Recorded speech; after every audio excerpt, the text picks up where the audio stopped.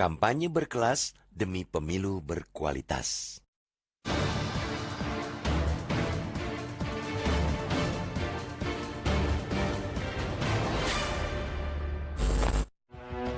Kampanye memang sudah semestinya diisi dengan adu program dan pertarungan gagasan.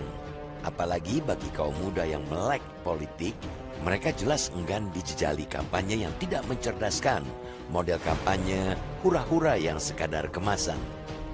Kampanye berbasis gagasan jelas akan memberikan pendidikan politik, bukan penggiringan dukungan yang mengesampingkan hal-hal substansial dalam sebuah kontestasi demokrasi. Bagi anak muda, pencitraan ternyata tidak terlalu mereka butuhkan. Yang dibutuhkan bagi mereka ialah kerja keras, kreativitas, dan peduli terhadap apa mau mereka dan harapan mereka. Interaksi menjadi kata kunci bagi pemilih muda. Mengemas kampanye substantif ke dalam habitat para digital natif ini sudah semestinya dilakukan. Selain untuk menjangkau mereka para generasi Z, juga untuk memberikan literasi politik yang memadai. Mengubah cara kampanye yang kolot ke arah yang lebih segar, namun tetap mengedepankan substansi gagasan yang intelektual, itulah yang dicari. Gebrakan inilah yang kemudian mengundang antusiasme pemilih muda dalam model kampanye yang dilakukan calon presiden nomor urut 1 Anies Baswedan. Desak Anies untuk menjadi saluran aspirasi publik untuk memberikan ruang bagi generasi muda dalam menyuarakan kepentingannya dalam kontestasi Pilpres 2024. Kampanye dialogis ini digelar di banyak wilayah dengan mengangkat beragam isu. Model kampanye berbasis dialog ini telah menciptakan ruang bagi hadirnya pertanyaan, tanggapan, dan diskusi yang lebih intensif, serta menghadirkan demokrasi yang mencerdaskan. Tidak terjebak pada eksploitasi gimmick yang mengedepankan kemasan. Anies bahkan mampu menyentuh Gen Z dengan tetap mempertahankan karakternya yang selalu mengedepankan gagasan dan dialektika. Itu misalnya yang dilakukan capres yang diusung Partai Nasdem, PKB, dan PKS ini lewat 2 kali live di TikTok.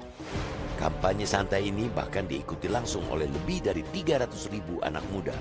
Itulah antusiasme yang dahsyat yang bisa ditumbuh kembangkan oleh kampanye kreatif. Anies memang mengoptimalkan jangkauan kampanyenya untuk bisa sampai pada pemilih muda yang pada pemilu kali ini merupakan pemilih mayoritas.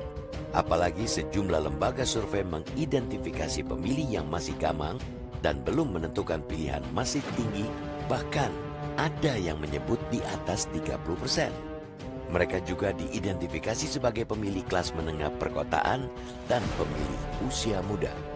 Terobosan yang dilakukan Anies di berbagai kanal media sosial cepat menyebar alias viral dengan ditonton ratusan ribu bahkan jutaan kali. Bahkan desak Anies beberapa kali menjadi trending topik. Dan melalui TikToknya secara live atau langsung sudah menembus 300.000 viewer atau penonton hanya sehari setelah ditayangkan. Mungkin ini yang mestinya juga disuguhkan 2 kandidat capres lainnya.